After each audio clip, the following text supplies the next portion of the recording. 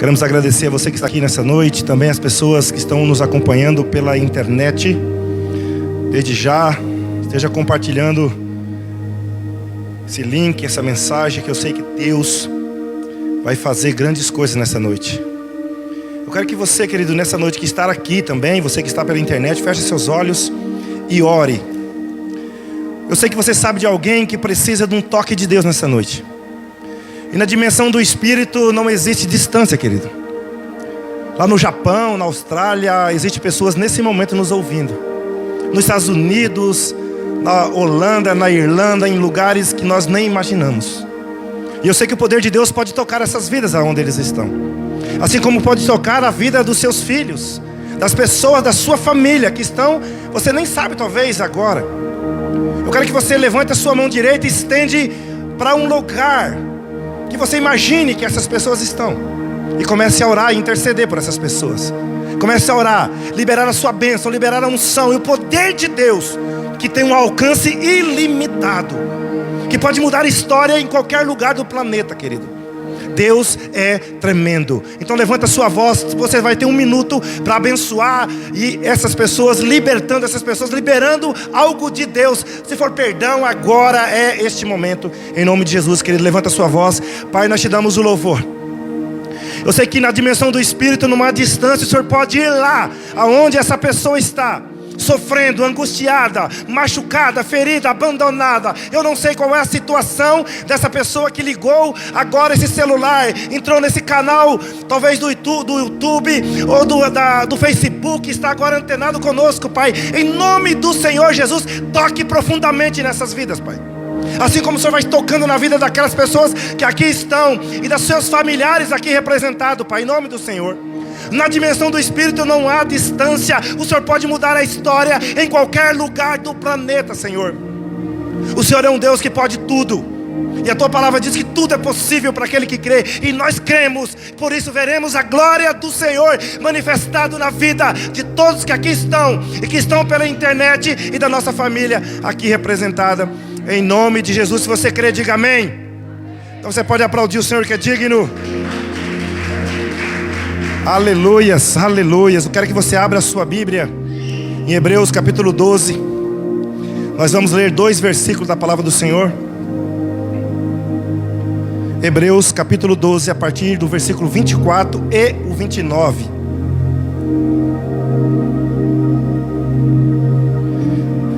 Se você tem um papel, uma caneta, como o pastor vem falando, para você anotar.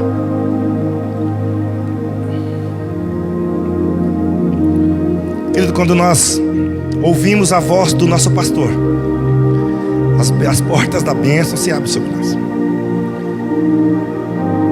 Hebreus capítulo 12, verso 24 e o 29. Quando você ouve uma mensagem, você guarda 5%. Quando você anota, você guarda 30%. Quando você ouve, anota e pratica, é 80% que você vai guardar.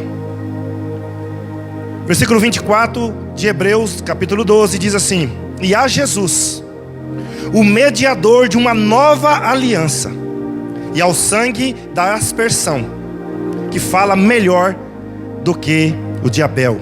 Verso 29. Porque o nosso Deus, o Senhor Jesus, é um fogo consumidor. Porque o nosso Deus, o Senhor Jesus, é um fogo consumidor. Querido, Jesus cumpriu com nossas responsabilidades. Vira para o teu irmão e fala isso: Jesus cumpriu com nossas responsabilidades. Você pode repetir de novo: Jesus cumpriu as nossas responsabilidades. Querido, nessa noite eu quero falar sobre o processo da aliança de sangue. Aquilo que você faz todo mês, e nós vamos fazer hoje, é algo mais profundo do que você pode imaginar. Eu sei que muitos de nós viemos para a ceia e achamos que é um culto qualquer. Achamos que é apenas um mero simbolismo de que o pastor vai cortar ali um pão, vai nos entregar, vai nos dar um suco de uva para bebermos. A maioria de nós, e não importa quantos anos você tem de crente, a maioria de nós achamos que isso é apenas um simbolismo. Mas há algo muito mais profundo do que você pode imaginar. Eu quero que Deus permita hoje que eu possa compartilhar um pouco, querido, desse processo de aliança de sangue. E o que é uma aliança de sangue? É um acordo indissolúvel, baseado em sangue, resultando na absoluta união entre dois indivíduos, no qual todos os bens, talentos, mortes e obrigações são mutuamente compartilhados. Isso é o significado de aliança de sangue. Quando eu tinha mais ou menos 5, 6 anos de idade, eu morava lá no Porto Caburaí, e meu pai, sentado ali em volta de uma fogueira, junto com um senhor, que nós apelidamos ele de Seu Tota, ele 5 anos mais velho que o meu pai, e ali nossas famílias reunidas em volta daquela fogueira, e ele resolveu fazer uma aliança de sangue, um pacto de sangue com aquele homem. É claro que eu, como criança, eu nem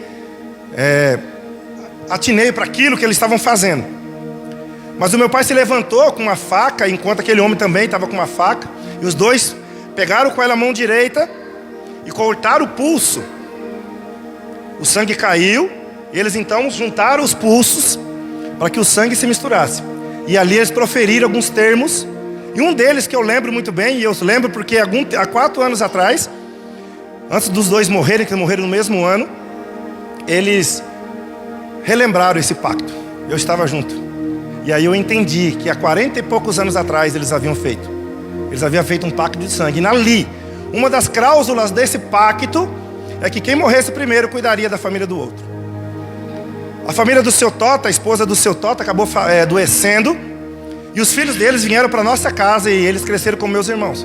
Então eu entendo, Deus permitiu que eu entendesse um pouco de sangue, de pacto de sangue, mesmo sem conhecê-lo.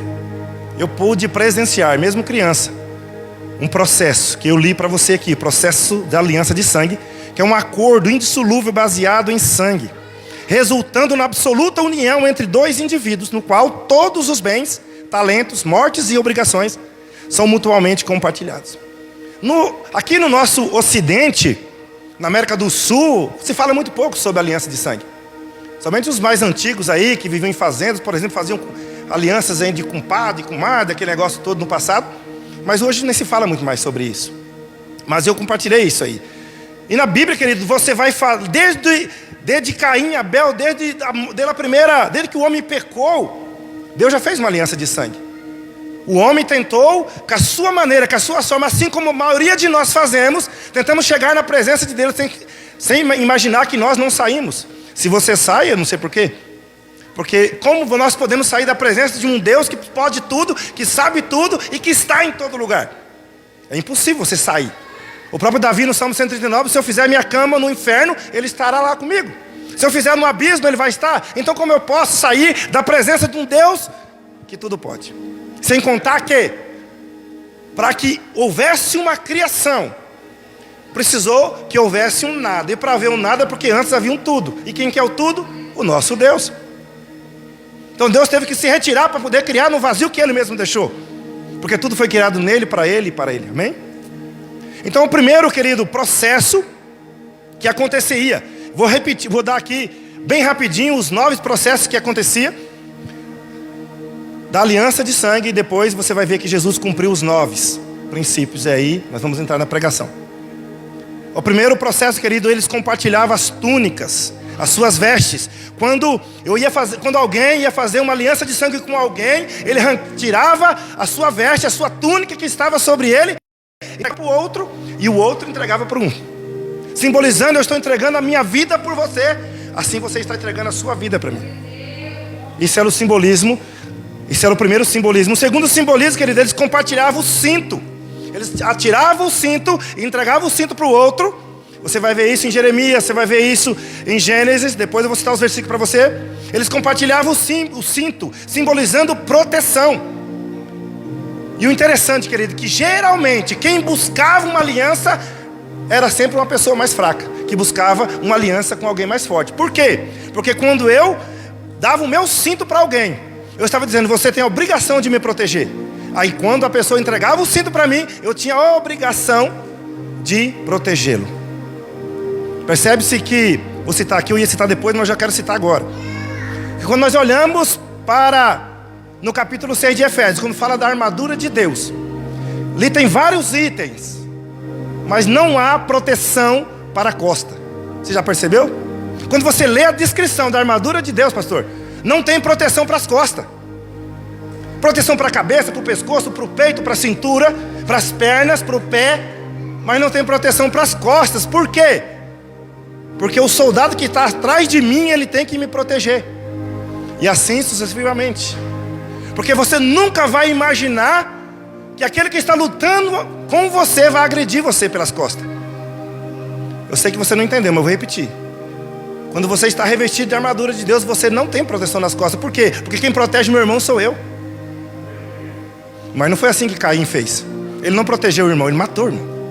E não é assim que às vezes as pessoas fazem. Mata o irmão. Você tem uma aliança com Deus, mas quando o teu irmão está nas suas costas do teu irmão, o que nós fazemos?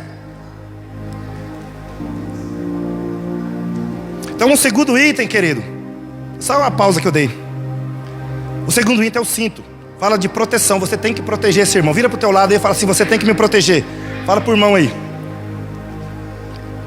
Fala assim, você não pode falar mal de mim. O terceiro processo, querido, da aliança é quando eles faziam uma aliança. No Velho Testamento isso era feito de uma maneira assim. Você pode ler isso no capítulo 15, do 8 em diante, lá de Gênesis. Pode anotar, quem estiver anotando. Era pego um animal, partido no meio. Lá eles pegaram 5 animais, né, e partiram no meio. Colocaram de um lado a metade, do outro lado a outra metade. Era assim que era feito, faziam uma aliança. Era pego o animal, partido desse animal no meio e colocado uma metade em cima de um lugar e a outra metade no outro lugar. E os aliançados passavam entre os animais no sentido do infinito, que é o número 8. O 8 significa infinito. E olhando para os animais, faziam a declaração: assim como aconteceu com esses animais, acontecerá comigo se eu quebrar esse pacto, essa aliança. Era assim que era feito o terceiro processo da aliança. Era quando eles davam uma volta em volta dos animais que estavam despedaçados e faziam um juramento. Assim como aconteceu com esses animais, acontecerá comigo se eu não cumprir, se eu não praticar, se eu não obedecer esse pacto, essa aliança que eu fiz. A quarta parte. Fazia-se um corte nas mãos, como eu disse, como meu pai fez. Colava os pulsos. O sangue era derramado. E o sangue era misturado. Ou seja, eu me torno em você e você se torna em mim. Eu e você somos um. Não há divisão mais. Não pode haver divisão, querido, entre aqueles que têm uma aliança. Como eu disse, daqueles que ferem nas costas. Mas também não pode haver divisão, porque a divisão não pertence àqueles que têm uma aliança com Deus. Porque nós estamos aliançados com o sangue. E o sangue que estamos aliançados, como nós lemos no início, ele fala muito mais do que o de Abel. Porque o de Abel pedia vingança, mas de Jesus não. O sangue de Abel pedia vingança. O sangue de Jesus não. Ele fala de perdão. Ele fala de cura. Ele fala de restauração. Eu sei que você vindo na sexta-feira, você vai aprender muito sobre isso com o pastor Otávio. Quando ele vai falar muito do sangue, de cura, de libertação, de restauração, de transformação. Então você não pode perder. O quinto, querido, processo. O quinto processo da aliança, aquele corte que foi feito, era colocado cinza, para que uma cicatriz ali fosse feita.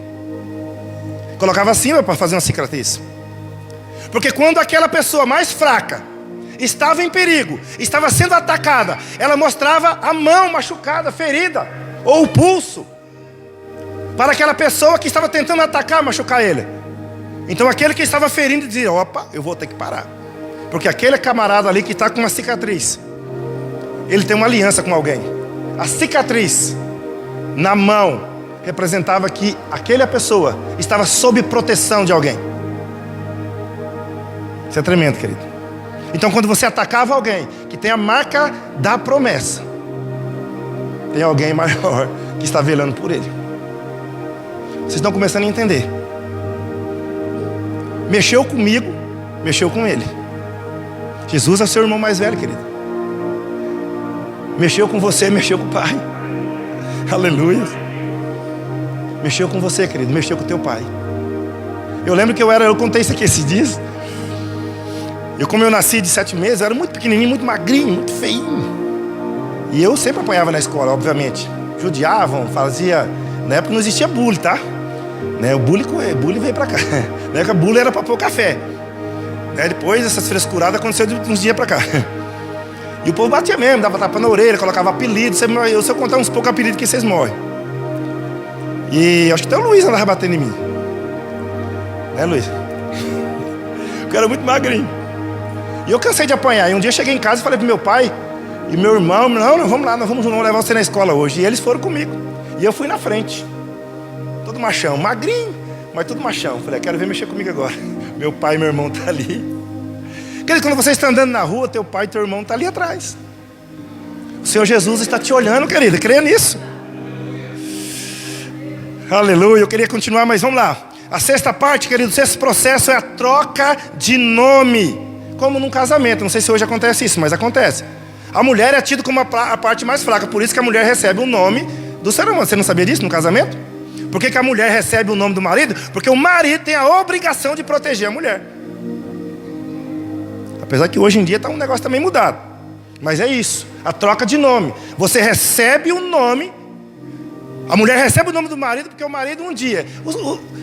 Os bobão que separou estão lascados. Porque um dia Deus vai falar assim, ele vai chegar lá com as mãos e vai falar: cadê a tua esposa? Cadê teus filhos que eu te dei? E aí, como é que fica? Presta atenção. Troca de nome. Querido, também, a troca de nome diz assim: tudo que um tem direito, o outro também tem. Quando eu fazia aliança com alguém, eu recebia o nome dele, ele recebia o meu nome. Então tudo que ele tem é meu, tudo que é meu é dele. Não há diferença. No casamento também não. O carro não é só seu, irmão. Nem é só sua irmã. A sétima coisa que ele fazia uma declaração dos termos da aliança. Então ele dizia tudo que era. Então ele falava tudo que ele possuía. Como no casamento, né? Existe, quando você vai fazer um casamento lá, você quer casar por união de bens ou separação de bens? Não tem isso aí? Pois é, olha de onde veio. É a sétima declaração dos termos da aliança. Tudo que era de posse, de bens, de dom, de riqueza, que te pertence agora, pertence a mim também. Era assim que fazia, isso era o sétimo. O oitavo, querido, era realizado uma refeição memorial. Não queimava, não comia o animal era queimado em oferenda a Deus. E eles sentavam para celebrar. Fazendo o quê? Comendo pão e vinho. Estão entendendo de onde vem a ceia? De onde vem a nossa ceia? Eu pegava o pão, imagina que eu estava aqui fazendo uma aliança com o pastor Edson. Eu quebrava o pão no meio, entregava para ele e dizia: olha, esse aqui é o meu corpo que eu estou dando para você. Ou seja, eu morro por você a partir de agora. E ele também entregava o pão dele para mim e dizia: eu também morro por você. Meu pão está sendo dividido por você. Esse é o meu corpo. Esse era o oitavo, querido. E o nono, plantava-se um memorial. No lugar onde fora derramado o sangue, ali eles plantavam geralmente uma árvore. Ou levantavam uma coluna e derramavam ali o sangue e o óleo.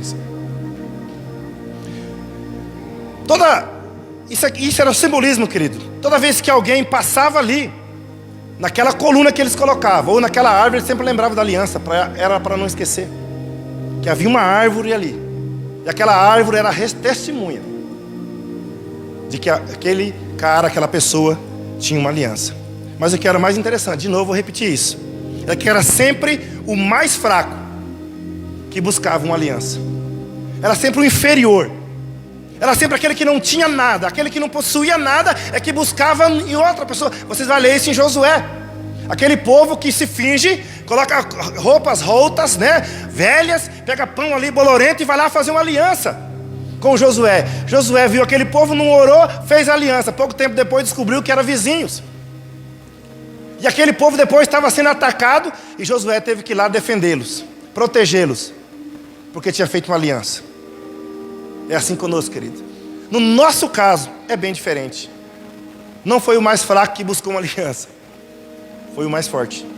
Foi o mais poderoso. Foi aquele que possui todas as coisas. No nosso caso, aquele que possui os céus e a terra, aquele que é dono de tudo, é que fez fazer uma aliança conosco. Porque Ele nos ama. Foi Ele que buscou, querido, fazer uma aliança. E aí, nós vamos entrar na nossa palavra.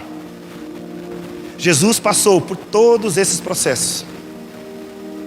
E é isso que nós fazemos todo mês. Em alguns lugares fazem toda semana, ou todas as vezes que se reunir. E eu vou falar E eu vou pular o 8º, porque o 8º quem vai fazer é o pastor, porque é a celebração. Então eu quero que você abra a sua Bíblia em Filipenses, capítulo 2. E você vai ver que no primeiro processo, eles tiravam o seu manto, a sua roupa. E você vai ver isso na cruz do Calvário também, quando Jesus, eles tiram uma roupa de Jesus, vocês lembram disso? Quando eles pegam a túnica de Jesus, era um simbolismo. Mas o verdadeiro simbolismo está aqui no capítulo 2, verso 5 de Filipenses.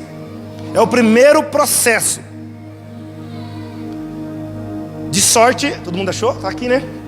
De sorte que haja em vós o mesmo sentimento que houve também em Cristo Jesus. Quero só abrir um parênteses aqui. Toda vez que você lê a Bíblia e fala Jesus Cristo, fala do homem que foi ungido. Toda vez que você lê Cristo Jesus, fala do Deus que se tornou homem. Deu para entender? Toda vez que você lê na Bíblia, não existe nada por acaso, querido. Até uma vírgula ali, que foi colocada depois, é para o teu conhecimento. Toda vez que aparece Jesus Cristo, é o homem que foi ungido.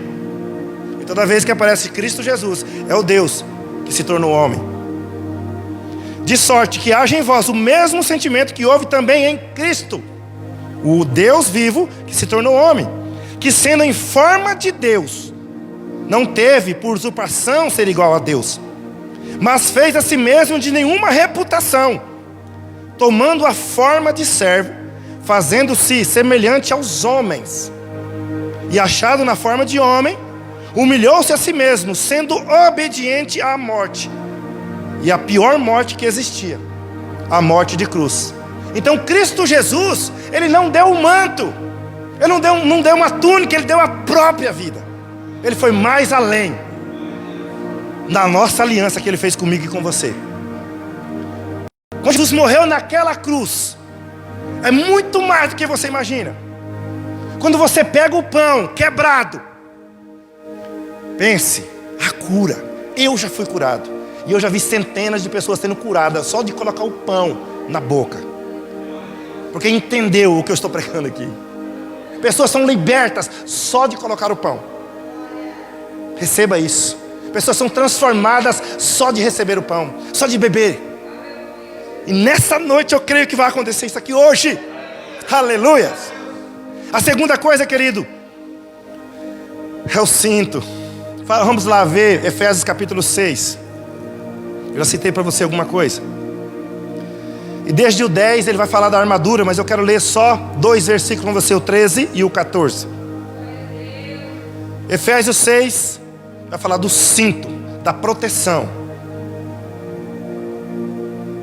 Eu já te disse que você vai ler sobre a armadura, ela não te protege as costas, porque é o teu irmão que tem que te proteger, que tem que te guardar.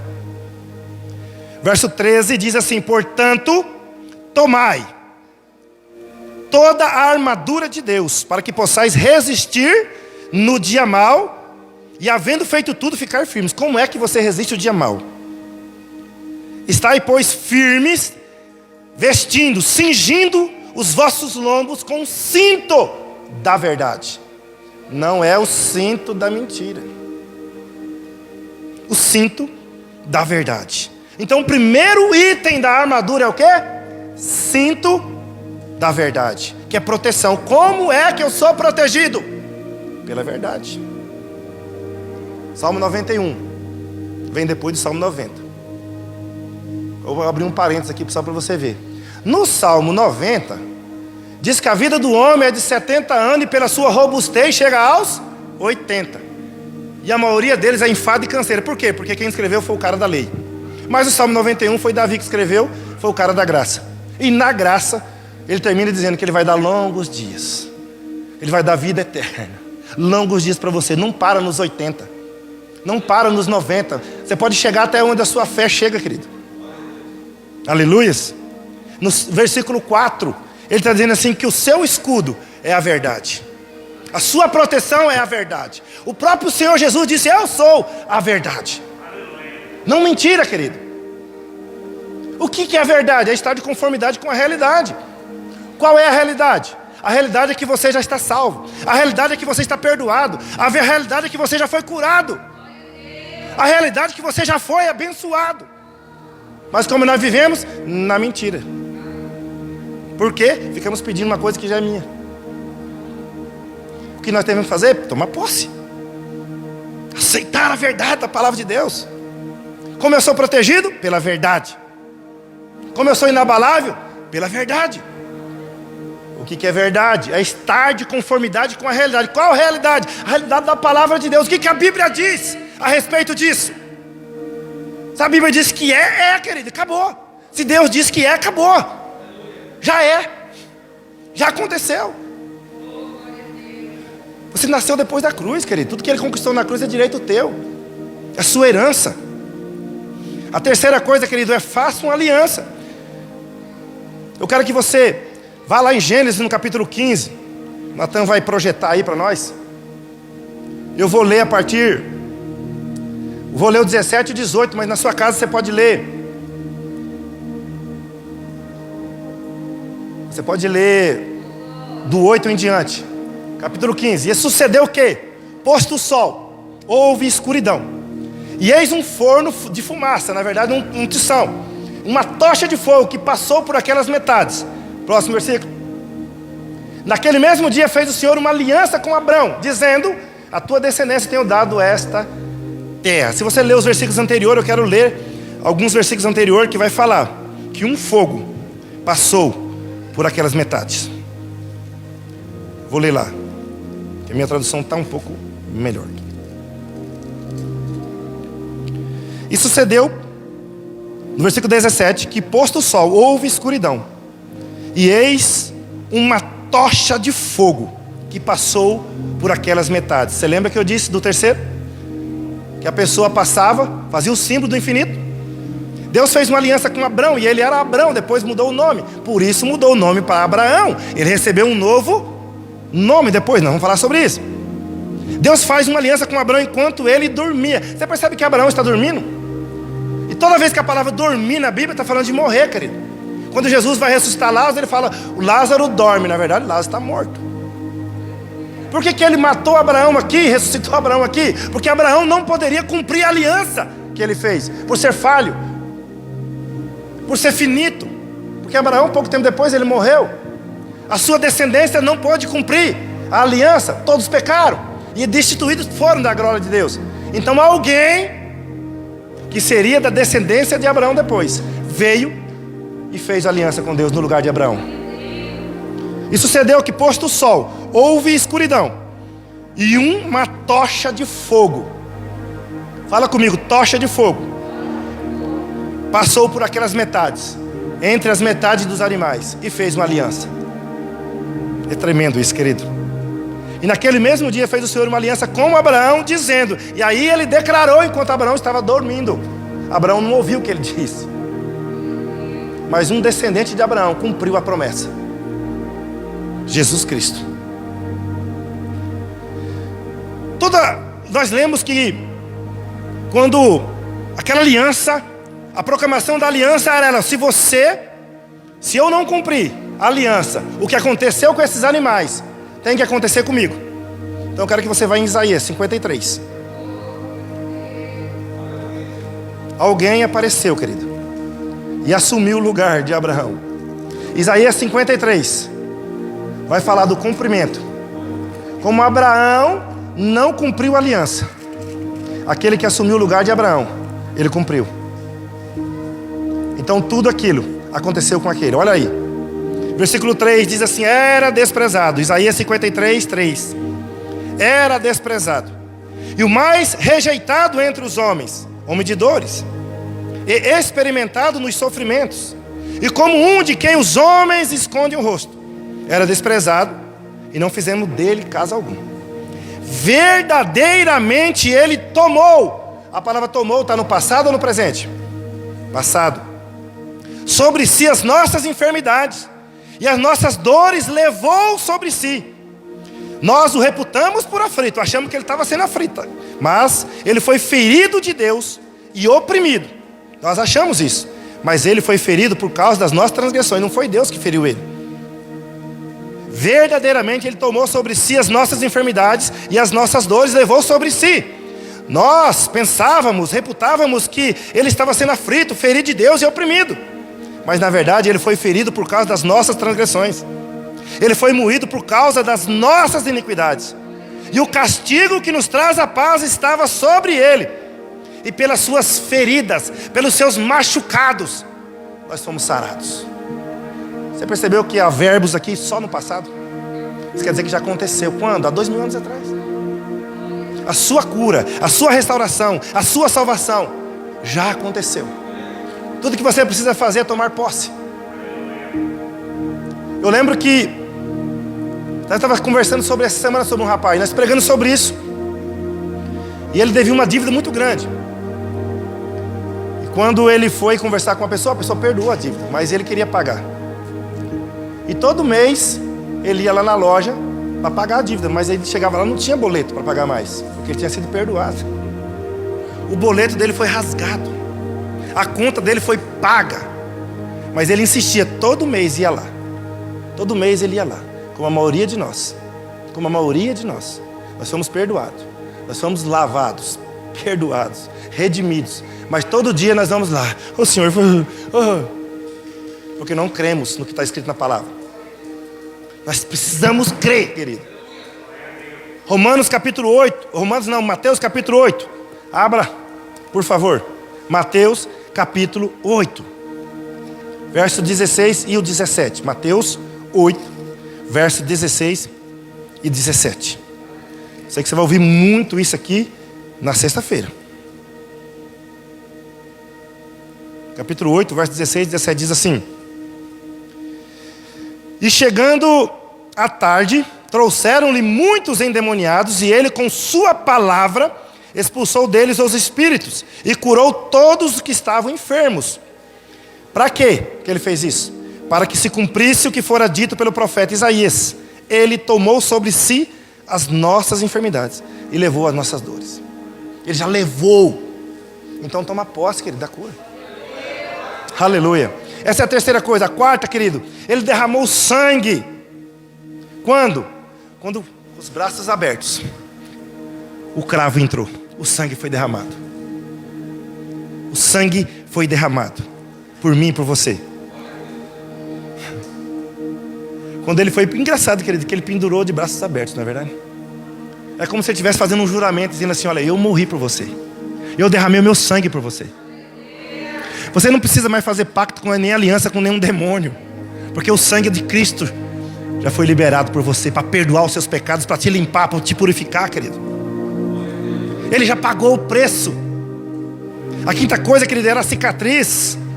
E a cicatriz era o símbolo da aliança, que ele foi moído por mim e por você, que ele fez uma aliança conosco. Você percebe que ele foi moído naquela cruz. A Bíblia diz que olharam para ele e não conheceram ele. As pessoas passavam e diziam: quem é esse? Porque está tão desfigurado. Aqui em Isaías 52 fala sobre isso. Ele foi desfigurado, ele foi moído, ele foi machucado. Mas quando ele ressuscitou, só havia uma marca. E aquela marca continua. Agora me pergunto, por que ele deixou aquela marca? João capítulo 20, verso 25. Abra sua Bíblia em João capítulo 20. Evangelho de João 25. 20, 25. Disseram-lhe, pois, aos outros discípulos, falando para Tomé: vimos o Senhor. Mas ele disse-lhe: se eu não vir o sinal dos cravos, símbolo da aliança, em suas mãos, e não puser o meu dedo no lugar dos cravos, não puser a minha mão no seu lado, e quando ele foi furado, de maneira nenhuma crerei. 25, 27. Disse-lhe Jesus a Tomé: põe aqui o teu dedo e vê as minhas mãos. Chega a tua mão e põe no meu lado. Não sejas incrédulo, mas crente. Ele está mostrando a marca da aliança e diz: creia. Você tem uma aliança comigo. Você tem uma aliança comigo. Querido, a cicatriz continua lá, se é na mão, se é no pulso, para provar para mim e para você que a aliança que ele fez comigo e com você é eterna, não tem fim. E eu vou mais além. Isaías 49, 16. Ele vai falar que nas palmas das mãos Ele escreveu o seu nome. Então aquela marca tem o teu nome lá, querido. Porque toda vez que ele olha para a mão dele, ele lembra de você. Ele não se esqueça de você, querido. Ele não se esquece de você. Aleluia. Eu vou para o 6, para andar. O 6º, querido, é a troca de nome. Só por exemplo, Abraão, você leu? Abraão era Abrão, depois que ele fez aliança se tornou Abraão. Eu quero que você leia 1 Pedro, capítulo 2, verso 9. Coloca aí, Natan. 1 Pedro, capítulo 2, verso 9. Como você está vários, vou ler rapidinho. Olha o que a palavra do Senhor está dizendo. Mas vós sois a geração eleita, o sacerdócio real, a nação santa, povo adquirido, comprado, para que anuncieis as virtudes daquele que vos chamou das trevas para a sua maravilhosa luz. Você tem um novo nome, querido. Quer mais? 2 Coríntios 5, 21, coloca aí. É tremendo, querido. 2 Coríntios, capítulo 5, verso 21. Aquele que não conheceu o pecado, Deus o fez pecado por nós, para que nele fôssemos feito justiça de Deus. Em outras palavras, você é justo. Vira para o teu irmão e fala aí, você é justo. Quem que é justo? Quem que é justificado? Aquele que foi perdoado, aquele que não tem mais dívida. Então pare de ser condenado, querido. Romanos capítulo 8, verso 1. Não há condenação mais para mim e para você. Não há mais condenação, querido. Em outras palavras, Jesus, nesse versículo que nós lemos, ele se tornou aquilo que nós éramos, pecado, maldição, para que eu e você nos tornássemos aquilo que ele é, filho do Deus vivo. Quando nós batizamos o Vinícius hoje, nós enfatizamos isso. Que ele está morrendo o velho homem. O Vinícius do passado morreu hoje. Quando você sair dessas águas, você é um novo homem, filho do Deus vivo. Você recebe um novo nome. Aleluia. Nós éramos filhos da ira. Nós éramos pecadores, filhos das trevas. Mas a palavra do Senhor diz que ele nos resgatou do reino das trevas e nos plantou no reino do Filho de Deus. Isso é tremendo, querido. Romanos capítulo 8, verso 17. Romanos 8, verso 17. Eu estou terminando. 8, 17. E se nós somos filhos, somos logo herdeiros também, verdadeiramente herdeiros de Deus e co-herdeiros de Cristo, se é certo que com Ele padecemos, para que também com Ele sejamos glorificados. Porque para mim eu tenho por certo que as aflições desse mundo presente não são comparadas com a glória que há de se revelar na sua vida, querido. Aleluia. Agora a palavra do Senhor diz: porque a ardente expectação da criatura, da criação, espera a manifestação dos filhos de Deus. Cutuca o teu irmão e fala assim: você é filho de Deus? Cutuca ele, fala, pergunta para ele se é filho de Deus. Então se manifesta. Então a criação espera que você se manifeste. Quando você acende uma candeia, uma luz, uma lamparina, você não esconde, você coloca no velador para que todo mundo veja. As suas obras, não as suas palavras, é que o mundo vai ver e vai conhecer as suas obras boas. Ah, então quer dizer que a obra salva? Claro que não. Salva a tua fé em Cristo, é você crer. Mas aquele que crê começa a praticar boas obras. Aquele que nasceu de novo começa a praticar as boas obras. Eu vou continuar, versículo 7. Aí vem a declaração. Tremendo, querido. 1 Coríntios capítulo 1, verso 20, coloca aí. Lá em Deuteronômio, no 28, declara a bênção no tempo da lei. E toda a bênção vem com si. Se você fizer isso, você vai ser abençoado. Você tem que fazer. Com Cristo já está feito. Você só tem que receber. Você só tem que tomar posse. Você só tem. Nós acabamos de ler que você é digno, que você é justo. Então não há impedimento nenhum para você chegar na presença dele e tomar posse de tudo aquilo que é seu. Nós acabamos de ler que você é herdeiro. Você tem uma herança. O que você faz? Toma posse da herança. Você vai no lugar e assina, recebe.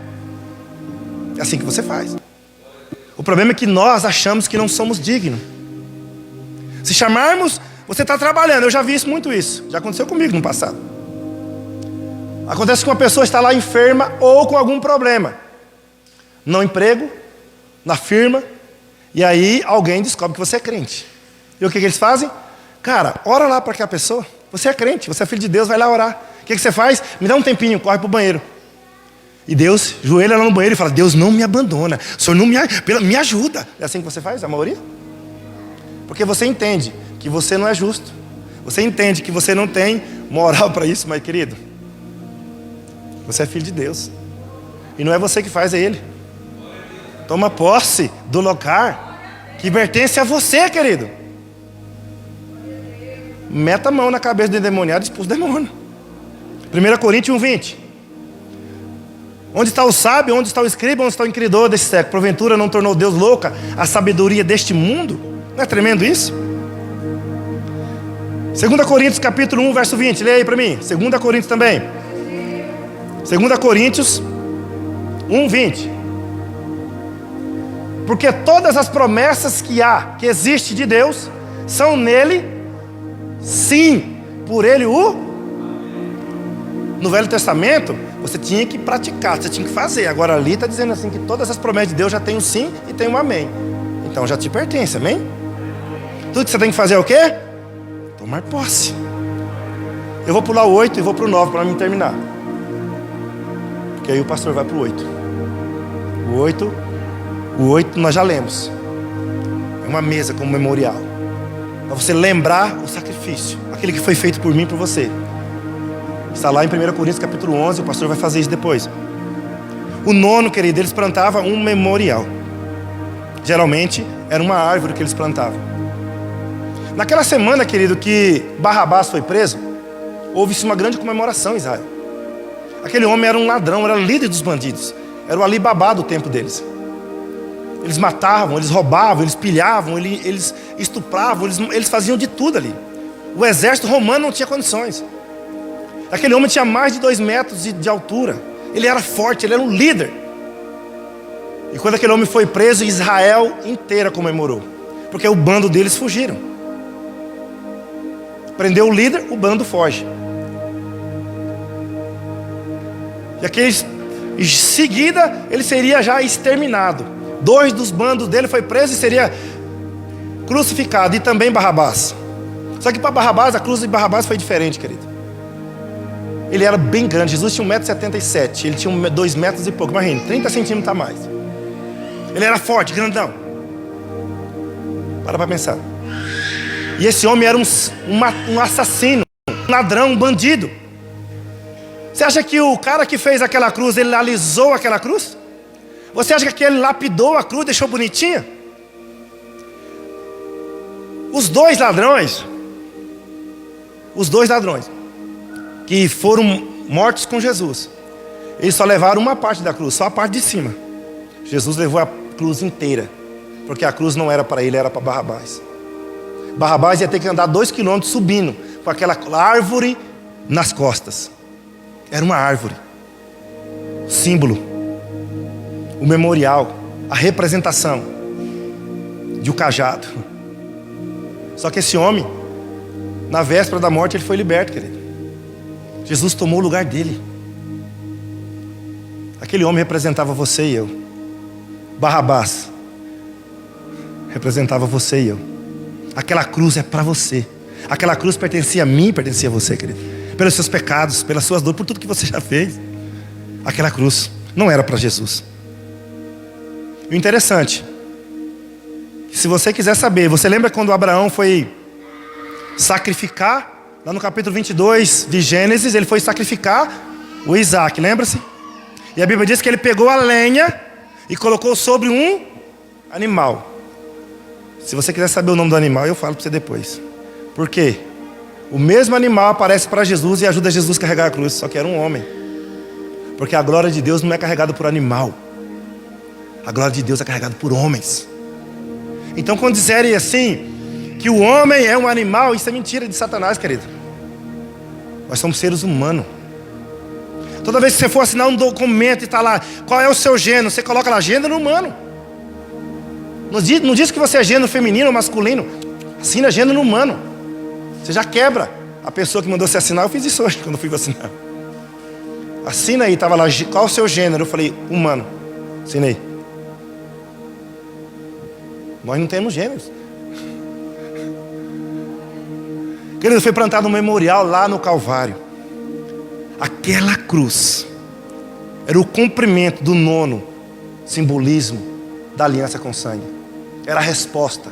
Assim como o pastor vai celebrar a ceia. E a ceia era o 8º. Era quando posto uma mesa, assim como posto para Davi no Salmo 23. A Bíblia diz que quando Davi estava na mesa, a glória desceu sobre ele, uma unção desceu sobre ele. E quando isso aconteceu hoje, a glória vai descer nesse lugar. Eu já sinto isso aqui. Eu sinto a presença do Senhor aqui, querido. Eu não sei se você está sentindo. A presença. Eu quero que você se coloque de pé, querido. Se coloque de pé. Aleluia. A presença do Senhor está muito forte nesse lugar.